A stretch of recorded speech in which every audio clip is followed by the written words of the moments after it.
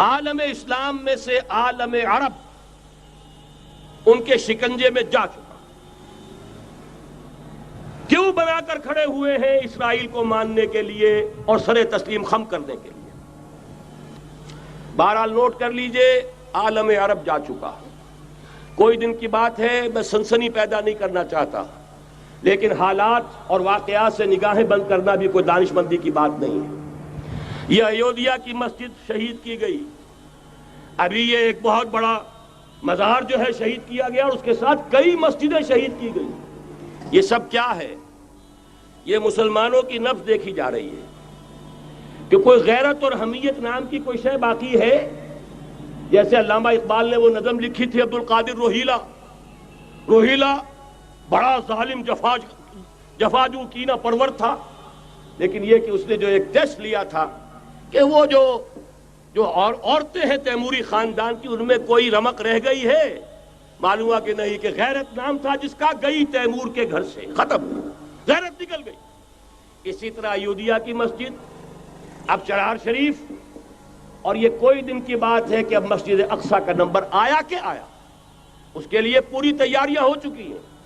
یروشلم کا مشرقی حصہ خالی کرایا جا چکا ہے، اس کے اندر اب پورا تسلط یہودی کر رہے ہیں.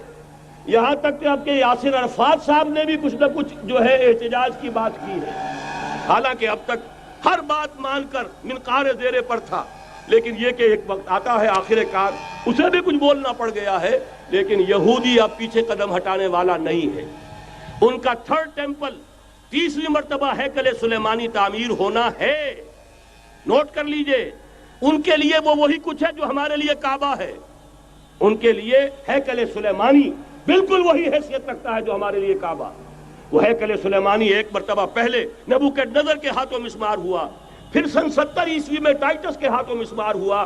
سن 70 کے بعد آج 1995 میں کتنے برس ہو گئے؟ پورے 1925 برس ہو گئے کہ ان کا کعبہ زمین بوس پڑا ہوا ہے.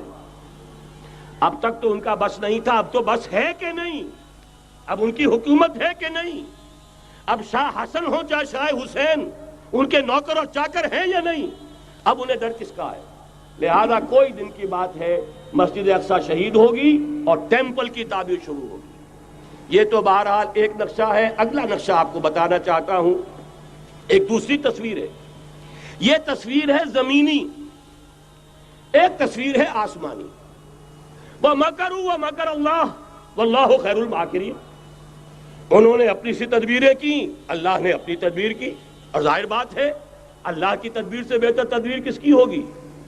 چنانچہ یہودیوں کی سازشیں اس وقت بھی ناکام ہوئی تھی یا نہیں؟ ظاہر بات ہے جاء الحق وزهق الباطل ان الباطل کان زہوقا. لہذا یہ آیتیں دونوں اعلان کر رہی ہیں کہ یہودیوں کی سازشیں بالآخر ناکام ہوں گی اور دین حق کا بول بالا ہو کر رہے گا. یہ تو ان آیتوں سے ظاہر ہے. یریدون لیطفئوا نور اللہ بافواہہم واللہ متم نورہ ولو کرہ الکافرون. یریدون ان یطفئوا نور اللہ بافواہہم ویابى اللہ الا یتم نورہ ولو کرہ الکافرون. هو الذی ارسل رسولہ بالہدی ودین الحق لیظہرہ علی الدین کلہ ولو کرہ المشرکون.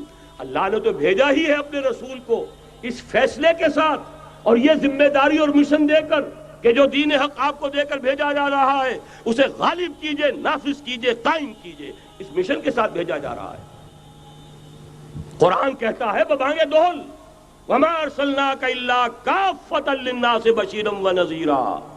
اے محمد صلی اللہ علیہ وسلم، ہم نے نہیں بھیجا ہے آپ کو مگر پوری نوع انسانی کے لیے بشیر اور نذیر بنا کر.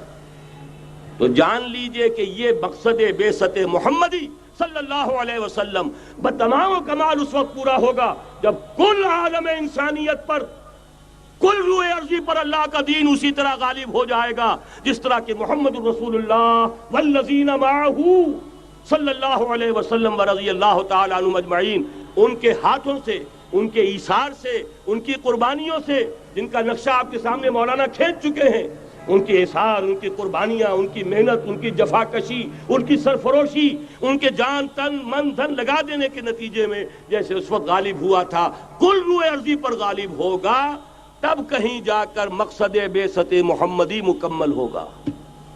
یہی وجہ ہے اقبال نے کہا تھا وقت فرصت ہے کہاں، کام ابھی باقی ہے، نور توحید کا اتمام ابھی باقی ہے۔